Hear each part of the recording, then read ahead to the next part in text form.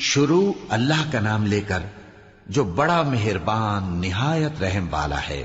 الف لام را، یہ ایک پر نور کتاب ہے، اس کو ہم نے تم پر اس لیے نازل کیا ہے کہ تم لوگوں کو اندھیروں سے نکال کر روشنی کی طرف لے جاؤ، یعنی ان کے پروردگار کے حکم سے عزت والے خوبیوں والے مالک کے راستے کی طرف، یعنی اس اللہ کے راستے کی طرف کہ جو کچھ آسمانوں اور زمین میں ہے سب اسی کا ہے۔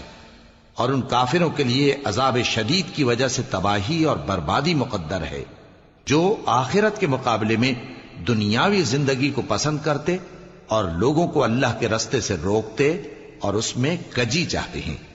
یہ لوگ بڑے دور کی گمراہی میں ہیں، اور ہم نے کوئی پیغمبر نہیں بھیجا مگر وہ اپنی قوم کی زبان بولتا تھا تاکہ انہیں احکام الہی کھول کھول کر بتا دے۔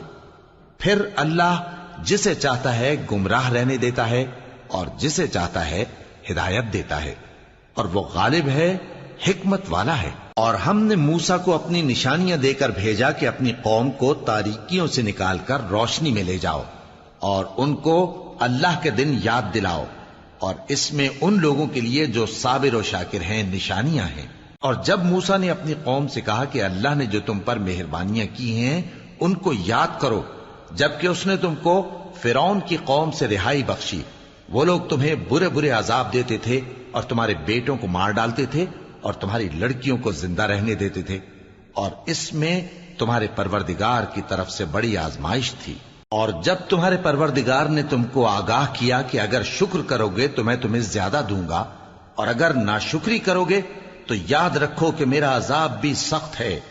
اور موسیٰ نے صاف صاف کہہ دیا کہ اگر تم اور جتنے اور لوگ زمین میں ہیں سب کے سب ناشکری کرو تو بھی اللہ بے نیاز ہے، قابل تعریف ہے۔ بھلا تم کو ان لوگوں کے حالات کی خبر نہیں پہنچی جو تم سے پہلے تھے، یعنی نوح اور عاد اور سمود کی قوم اور جو ان کے بعد تھے، جن کا علم اللہ کے سوا کسی کو نہیں۔ جب ان کے پاس ان کے پیغمبر نشانیاں لے کر آئے تو انہوں نے اپنے ہاتھ ان کے منہوں پر رکھ دیے کہ خاموش رہو، اور کہنے لگے کہ ہم تو تمہاری رسالت کو تسلیم نہیں کرتے، اور جس چیز کی طرف تم ہمیں بلاتے ہو ہم کو اس میں بھاری شک ہے۔ ان کے پیغمبروں نے کہا، کیا تم کو اللہ کے بارے میں شک ہے جو آسمانوں اور زمین کا پیدا کرنے والا ہے؟ وہ تمہیں اس لیے بلاتا ہے کہ تمہارے گناہ بخشے اور ایک مدت مقرر تک تم کو مہلت دے۔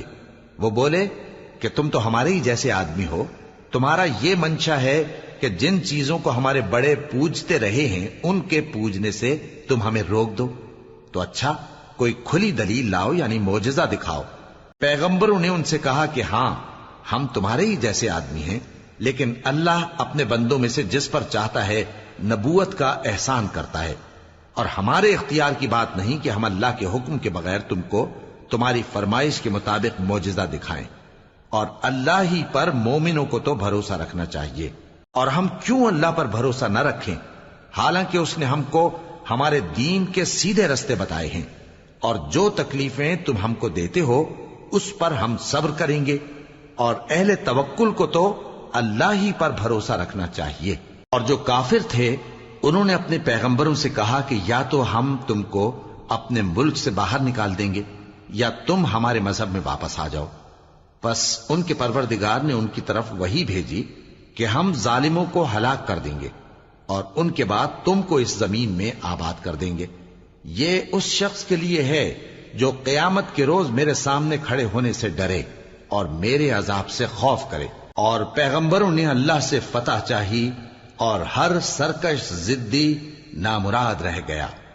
اس کے پیچھے دوزخ ہے اور اسے پیپ والا پانی پلایا جائے گا، وہ اس کو گھونٹ گھونٹ کر کے پیے گا اور گلے سے نہیں اتار سکے گا، اور ہر طرف سے اسے موت آ رہی ہوگی مگر وہ مرنے میں نہیں آئے گا، اور اس کے بعد سخت عذاب ہوگا۔ جن لوگوں نے اپنے پروردگار سے کفر کیا ان کے اعمال کی مثال راکھ کی سی ہے کہ آندھی کے دن اس پر زور کی ہوا چلے جو اسے اڑا لے جائے۔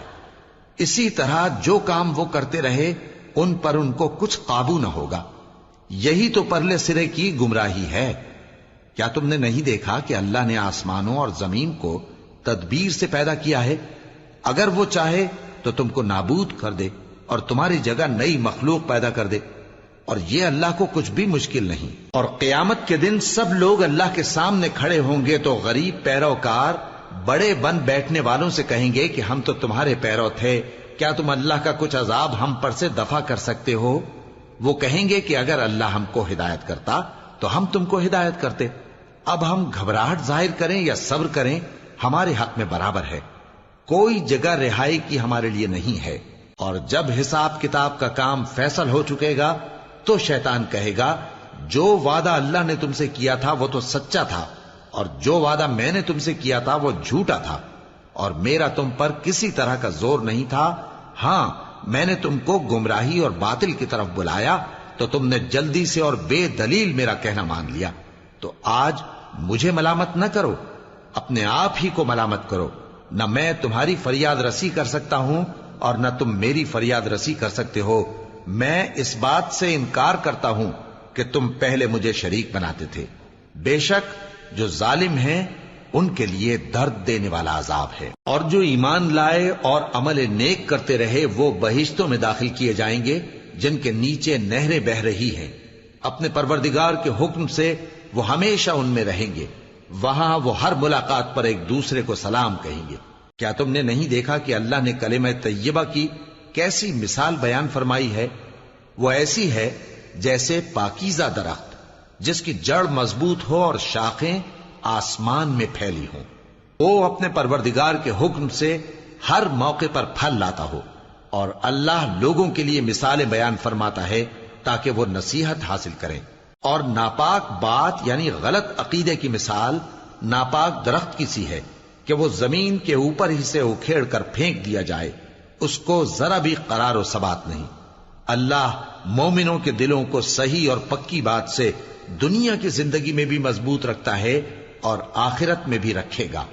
اور اللہ بے انصافوں کو گمراہ کر دیتا ہے اور اللہ جو چاہتا ہے کرتا ہے. کیا تم نے ان لوگوں کو نہیں دیکھا جنہوں نے اللہ کے احسان کو ناشکری سے بدل دیا اور اپنی قوم کو تباہی کے گھر میں لا اتارا، یعنی دوزخ میں، کہ سب ناشکرے اس میں داخل ہوں گے اور وہ برا ٹھکانہ ہے. اور ان لوگوں نے اللہ کے شریک مقرر کیے کہ لوگوں کو اس کے رستے سے گمراہ کریں.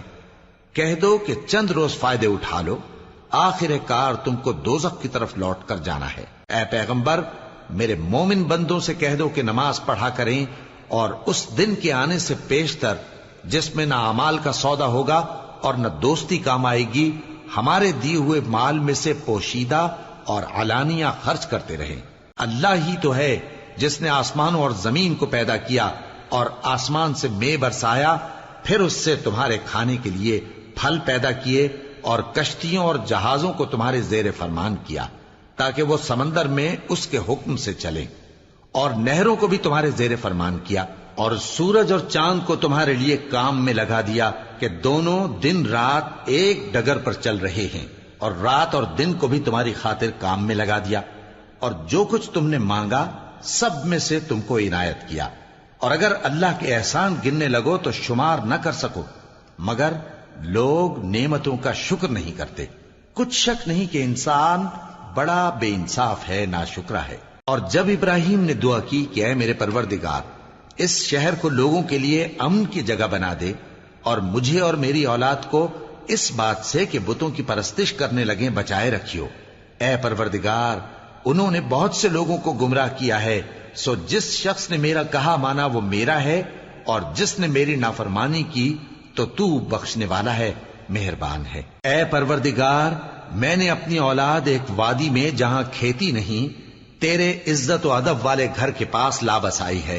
اے پروردگار تاکہ یہ نماز پڑھیں سو تو لوگوں کے دلوں کو ایسا کر دے کہ ان کی طرف جھکے رہیں، اور ان کو میووں سے روزی دیتے رہنا تاکہ تیرا شکر کریں. اے پروردگار جو بات ہم چھپاتے اور جو ظاہر کرتے ہیں تو سب جانتا ہے، اور اللہ سے کوئی چیز مخفی نہیں، نہ زمین میں نہ آسمان میں. اللہ کا شکر ہے جس نے مجھ کو بڑی عمر میں اسماعیل اور اسحاق بخشے. بے شک میرا پروردگار دعا سننے والا ہے. اے پروردگار مجھ کو ایسی توفیق عنایت کر کہ نماز پڑھتا رہوں اور میری اولاد کو بھی یہ توفیق بخش. اے پروردگار میری دعا قبول فرما. اے پروردگار حساب کتاب کے دن میری اور میرے ماں باپ کی اور مومنوں کی مغفرت کیجو۔ اور مومنوں یہ نہ سمجھنا کہ یہ ظالم جو کام کر رہے ہیں اللہ ان سے بے خبر ہے، وہ ان کو اس دن تک مہلت دے رہا ہے جبکہ دہشت کے سبب آنکھیں پھٹی کی پھٹی رہ جائیں گی اور لوگ سر اٹھائے ہوئے میدان قیامت کی طرف دوڑ رہے ہوں گے، ان کی نگاہیں خود اپنی طرف لوٹ نہ سکیں گی اور ان کے دل مارے خوف کے ہوا ہو رہے ہوں گے۔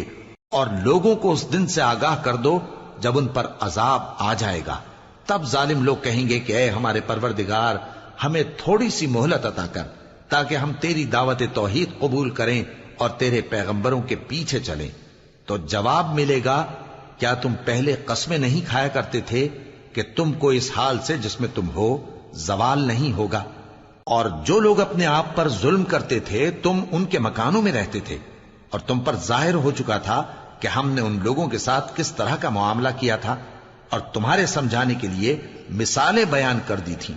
اور انہوں نے بڑی بڑی تدبیریں کی، اور ان کی سب تدبیریں اللہ کے ہاں لکھی ہوئی ہیں۔ گو وہ تدبیریں ایسی غضب کی تھیں کہ ان سے پہاڑ بھی ٹل جائیں۔ تو ایسا خیال نہ کرنا کہ اللہ نے جو اپنے پیغمبروں سے وعدہ کیا ہے وہ اس کے خلاف کرے گا۔ بے شک اللہ زبردست ہے، بدلہ لینے والا ہے۔ جس دن یہ زمین دوسری ہی زمین بنا دی جائے گی اور آسمان بھی بدل دیے جائیں گے اور سب لوگ اللہ کے سامنے نکل کھڑے ہوں گے، جو یکتا ہے بڑا زبردست ہے۔ اور اس دن تم گناہگاروں کو دیکھو گے کہ زنجیروں میں جکڑے ہوئے ہیں، ان کے کرتے تارکول کے ہوں گے اور ان کے چہروں کو آگ لپٹ رہی ہوگی، یہ اس لیے کہ اللہ ہر شخص کو اس کے اعمال کا بدلہ دے۔ بے شک اللہ جلد حساب لینے والا ہے۔ یہ قرآن لوگوں کے نام اللہ کا پیغام ہے تاکہ ان کو اس سے ڈرایا جائے اور تاکہ وہ جان لیں کہ وہی اکیلا معبود ہے، اور تاکہ اہل عقل نصیحت حاصل کریں۔